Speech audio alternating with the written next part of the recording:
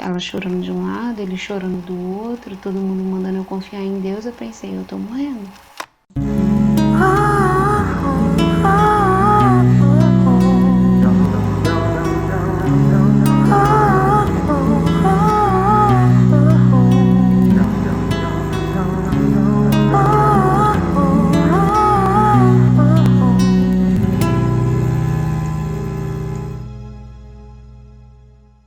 Já reparou que a gente fala do tempo como se fosse o dinheiro? E não é só jeito de falar, não. A gente trata o tempo como se fosse dinheiro. A gente realmente acredita que consegue segurar isso com as mãos.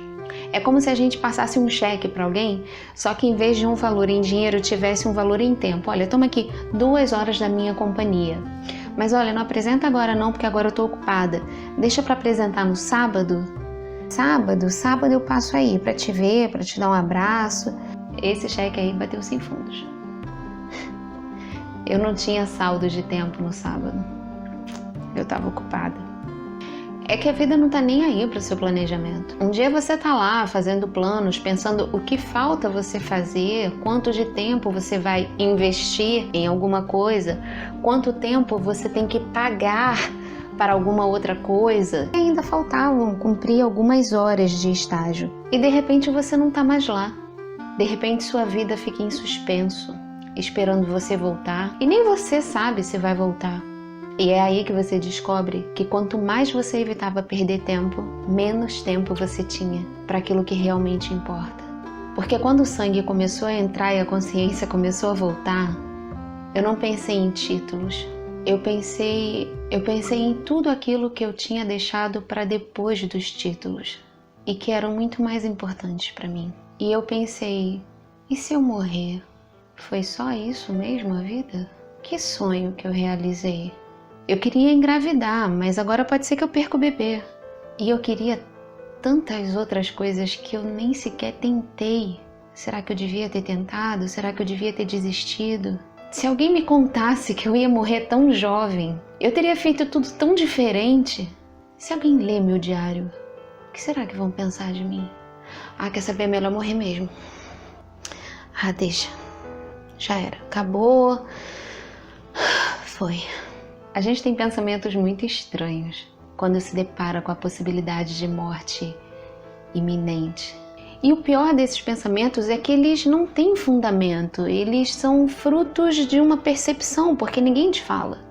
Eu acho que devia ter, assim, na identidade, algum campo onde a pessoa dissesse assim, se eu estiver prestes a morrer, eu quero saber. Porque ninguém conta, porque não sabe a reação da pessoa. Eu ia querer saber, mas ninguém me contou. Eu só fui descobrir que aquela noite seria decisiva e que eu poderia morrer a qualquer momento depois que a minha irmã me mandou o vídeo, ou seja, anos depois. No dia eu não sabia. Eu tava ali pronta pra morrer, eu ia ser a última a saber. Olha que legal. Depois de morta, todo mundo sabendo que eu ia morrer, todo mundo se despedindo e eu ali achando que ia ficar só o fim de semana. Eu acho que a pessoa devia assinar um termo, aliás, deixo isso registrado agora, se acontecer alguma coisa e eu correr risco de morte, por favor, me avise. Eu tenho o direito de me despedir da minha vida. A vida é minha, eu tenho o direito de dizer tchau, vida, foi um prazer ou não foi um prazer.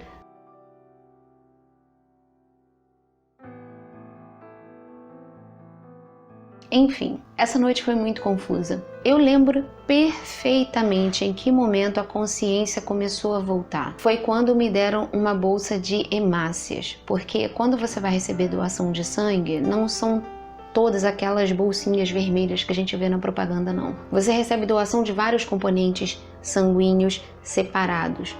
E um deles são as hemácias. Essas sim são aquelas bolsas vermelhas. No momento que aquilo ali começou a entrar na minha veia, o coração desacelerou na hora e a falta de ar começou a dar um tempo. Uma vez que o coração já não estava disparado e eu já estava conseguindo respirar melhor, parece que o cérebro foi oxigenando, não sei dizer. Aí sim eu comecei a pensar nas coisas que eu deveria fazer, eu comecei a sentir uma certa preocupação em relação às pessoas que estavam do lado de fora. Eu não queria preocupar minha mãe. Eu estava com muito medo da minha mãe passar mal. Minha mãe tem pressão alta. Queria passar uma imagem positiva para minha família, apesar de a minha aparência não estava boa, não. Conforme a noite foi chegando, eu fui ficando meio triste porque eu ia ficar ali sozinha, não podia ter acompanhante. Bate uma solidão, sabe? É assustador, é solitário, é triste, Eu não sei se vocês já passaram por aquela sensação de na escola tá copiando o dever e acaba a aula e todo mundo sai e só você fica ali copiando o dever do quadro. É essa sensação, tá todo mundo indo embora e você tá ficando. Só que é mais triste porque você não sabe quando acaba, não depende de você. E como é que dorme com uma boca sangrando? Me explica. Eu botava bastante gaze, pegava no sono, daqui a pouco a gaze enchia de sangue, aí eu engolia sangue. Não é um gosto bom não, tá? Só pra avisar que não é gostoso. E no momento que eu engolia sangue, eu acordava. E isso não durava 5 minutos. Eu tava com muito sono, mas toda vez que o sono começava a ficar pesado, eu engolia sangue, aí acordava, cuspia a gaze, pegava outra, botava na boca, deitava de novo, aí até pegar no sono de novo, a gaze já encharcou, aí troca, aí dorme, engole sangue, acorda. Não tinha como dormir.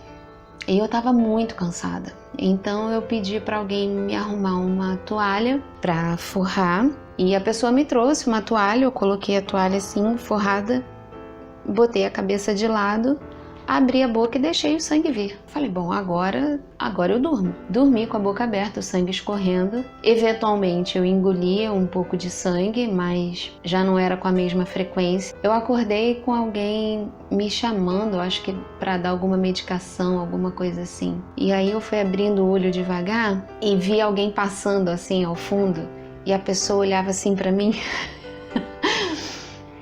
Eu não entendi aquele olhar, sabe? Aí a pessoa perguntou, eu posso tirar a toalha? Aí eu, pode sim, limpei o cantinho da boca. Quando a pessoa tirou a toalha, que eu vi a quantidade de sangue, eu, entendi porque me olharam esquisito. Era porque eu tava viva.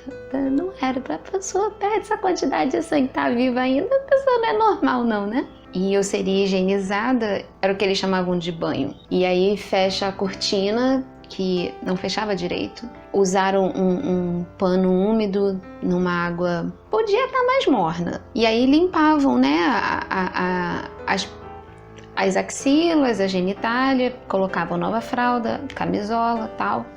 Sim, eu morri de vergonha. Mas naquela altura eu preferia olhar para os lados, assim. Porque o primeiro constrangimento foi no dia anterior, quando eu precisei de alguém para trocar a minha fralda, e pedir para alguém trocar minha fralda já foi bastante desagradável.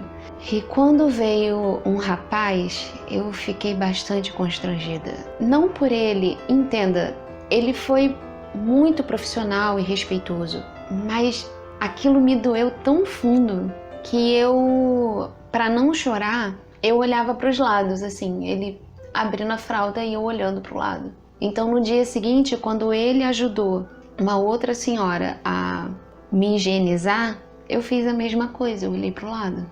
Eu não queria ver que tinha um homem tocando em mim sem que eu quisesse. E aí, já limpa e ainda viva, para surpresa de todos, eu conheci a doutora Margot, um anjo de pessoa.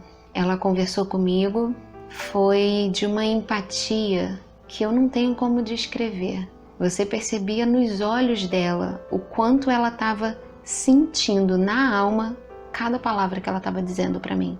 Ela foi honesta a respeito de tudo, disse que eu estava numa situação bastante delicada, que o maior medo deles era que eu apresentasse algum sangramento interno não identificável a tempo, que havia 2 possibilidades, uma seria de lúpus e a outra de leucemia.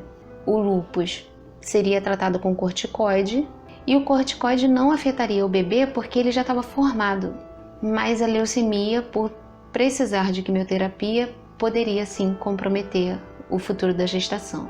Ali eu chorei a frustração de uma gravidez que não iria até o fim. Foi crucial conversar com uma médica que, acima de tudo, era um ser humano. Era mulher. Era uma mulher que também teve um sonho de ser mãe, que também esteve muito perto de perder o seu bebê e sabia exatamente o que eu estava sentindo. E dizer, não perca a fé, não perca a esperança. Eu também tive problemas na gestação. E hoje o meu milagre tem 5 anos. Aquilo ali foi como um abraço, mas um abraço na alma, sabe? Eu não me preocupei em como ela daria essa notícia para minha família, porque ela era tão doce nas palavras que eu tinha certeza que não ia trazer grandes problemas, nem mesmo para minha mãe. Eu recebi mais algumas visitas no domingo, e nenhuma era mais esperada que a do Dr. Henrique Pêssego, hematologista. Ele faria o mielograma, o exame que ia determinar se eu estava mesmo com leucemia ou não. Ele já estava acompanhando o meu caso à distância. Ele não atendia no Oeste Dor, ele atendia no Quinta Dor. Então ele precisava ir lá para o Oeste Dor para poder fazer o exame em mim. Ele só conseguiu chegar lá à noite. Fez o exame, coletando o material direto do osso da bacia, é o que eles chamam de punção lombar. E depois de coletar o material, ele conversou comigo. Ele falou: olha, eu estou acompanhando o seu caso desde antes de vir. Eu vi agora como que está o seu sangue e o resultado do exame sai dentro de 10 dias. Acontece que, pela minha experiência, não tem outra hipótese que não seja a leucemia. O tipo de leucemia que você tem... Aí eu pensei, calma aí, tipo...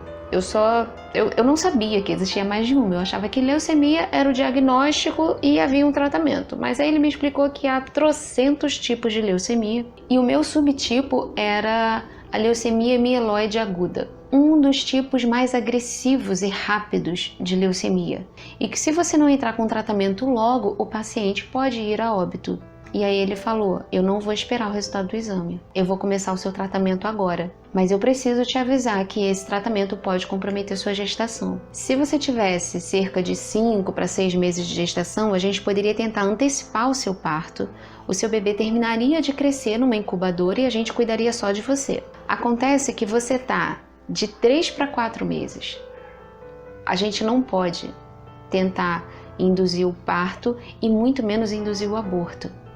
A gente não pode mexer. A gente vai ter que começar a te tratar do jeito que você tá, porque se a gente mexer, você pode vir a ter uma hemorragia e aí a gente já não vai poder fazer nada. E assim, o jeito que eu tô falando com vocês, talvez passe a impressão dele ter sido duro nas palavras. Não, ele não foi. Ele foi extremamente didático, honesto comigo sobre tudo que ele precisaria fazer para me ajudar, porque ele precisava da minha autorização. Você não começa uma quimioterapia como começa a administração de um antibiótico, por exemplo. Você tem que assinar um termo dizendo que você autoriza a equipe médica a aplicar aquele tratamento em você, porque é um tratamento que pode te matar. Então, para você assinar aquele termo, você precisa saber o que você está assinando, e era isso que ele estava fazendo. O tratamento é esse, porque se a gente não tratar, acontece isso. Só que se a gente tratar, também pode acontecer tal coisa. Eu tinha uma gestação ali, né? E ele falou: olha, se a gente tratar você da maneira correta, pode ser que você perca o seu bebê.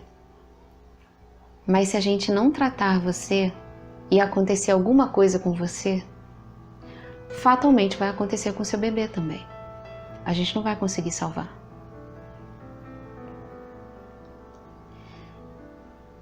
Eu assinei.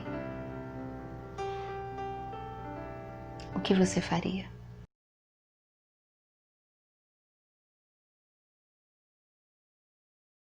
Ele falou pra mim: eu já tratei desse subtipo de leucemia várias vezes. Sabe quantos pacientes eu já perdi? Nenhum.